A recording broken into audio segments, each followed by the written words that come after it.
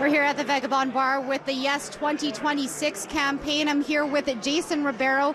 Jason, can you just tell me what your first thoughts were after those results had come in? You know, I think there was a quiet moment for reflection. I think as soon as the results came in, I think for us, we make no apologies for dreaming big for this city. But at the same time, I want to commend Dan, Jean, and Aaron from No Calgary Olympics. I think that they made us better. I think they set a higher bar for us. And, you know, what going forward I think is really important is to realize that there is no order to being a Calgarian, that whether you were at yes or no, there is room for context in between. I'm incredibly proud of every one of our 6,500 ambassadors, but I'm immensely proud of those who cast a ballot regardless. It shows that they are off the sidelines, that they care about this city, that they feel it in their bones, and I think as a democratic exercise, I couldn't be more proud of the city, I think. A lot of effort on the side of the Yes campaign, and we had hundreds of volunteers here earlier, but where did it go wrong? I don't know that the campaign went wrong as to the process. It's hard to parse that out, and I think that we'll take a day tomorrow to reflect on that. But you know, we were paddling uphill here. We didn't have a deal until the 11th hour. Council, I think, and the negotiations between the bid corporation and the other orders of government made it quite difficult for us as citizen volunteers to get behind something. But I truly want to make clear, I believe in the hosting plan.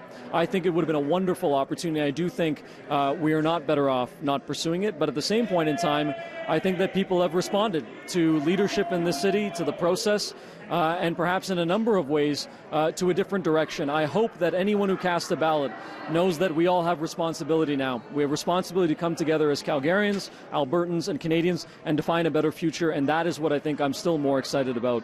Do you think politics got in the way? Oh, of course. That's a new game to me, I think, in a way. And, you know, from our side, you know, what was most disappointing to me personally was to see those in positions of power knowingly or unknowingly mislead people, weaponizing misinformation, preying on the fears of those maybe with fixed incomes, or those who do not like the direction of maybe the country or the province or the city's leadership, and then to color the information in a particular way. I am so proud of the effort we put towards being positive, being knowledgeable, and being thoughtful and recognizing the other side in this. I'm just incredibly humbled and proud to have been a part of this whole ride. And we heard the Calgary Bid Corporation speak right after the results came in, obviously disappointed. Scott Hutchison had said, you know, we're not giving up. Where do we go from here? Are we still looking to move this bid forward? That's a little bit above my pay grade of being a citizen volunteer. I do want to commend both Scott Hutchison and Mary Moran. I think they made us proud to be Canadians, Albertans, and Calgarians, and the sacrifice that they made to pursue big dreams, a better economy, and a more healthy city, I think deserve a lot of commendations, as well as the Calgary 2026 team.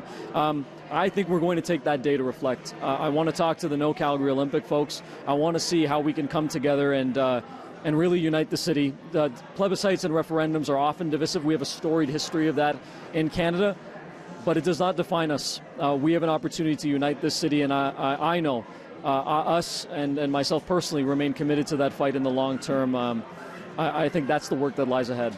So is it too early to be speaking about a 2030 bid? Because we've already heard some talk about that. Yeah, I think it's incredibly early. I think that we look at maybe why the electorate voted no, and whether they voted no against the Olympics and the Paralympics, or whether they voted no because of a globalized movement that we're seeing, where folks are uprising against an establishment that potentially has taken them for granted. Maybe uprising against leadership that has not matched their intentions to outcomes or values. And that, I think, has really shown us the importance of community. Folks have come up to us from either side and said, you know what, I really didn't like this process, but the fact that more and more folks got engaged, people came off the sidelines. I know the privileged position I was in as a 29-year-old graduate student who moved here 4 years ago and is now calling the city his home. And is in this for the long haul. So I think that it's incredibly early to think about those things. That's up to the Canadian Olympic Committee, the other orders of government, and the bid corporation. From our side, we need to come together as community organizers and citizens, really think about what is that next thing. We had that vision. I think we knew what really ailed Calgary, and how this would solve some of those challenging issues, how we could come together over 7 years to define that vision collectively, it becomes a little bit more difficult now. But that does not deter us from the work. We're full steam ahead with the rest of the city.